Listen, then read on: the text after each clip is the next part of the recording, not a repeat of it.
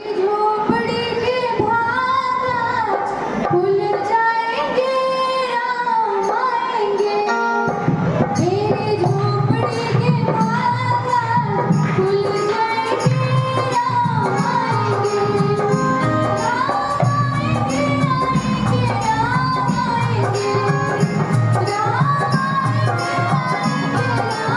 आएंगे, मेरी झोपड़ी के भाग खुल जाएंगे, राम आएंगे।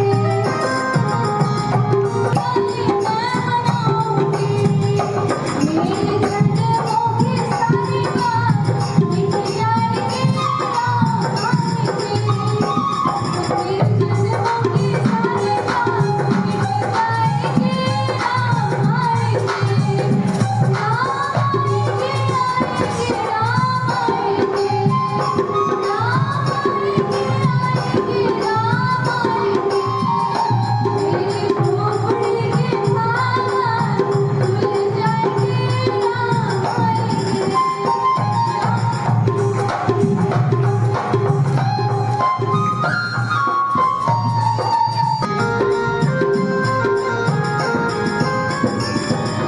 झूलेंगे तो बाल ना झुलाऊंगी, मीठे मीठे भजन मैं सुनाऊंगी।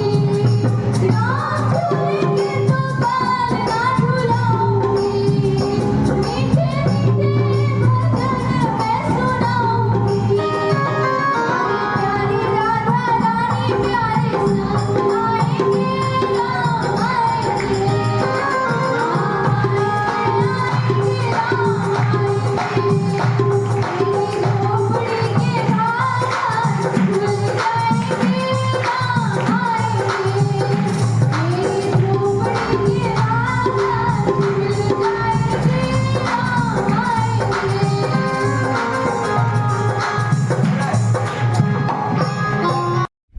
मिथिलास वॉइस यूट्यूब चैनल नए अपडेट के लिए चैनल को सब्सक्राइब करें और बेल आइकन को जरूर दबाएं।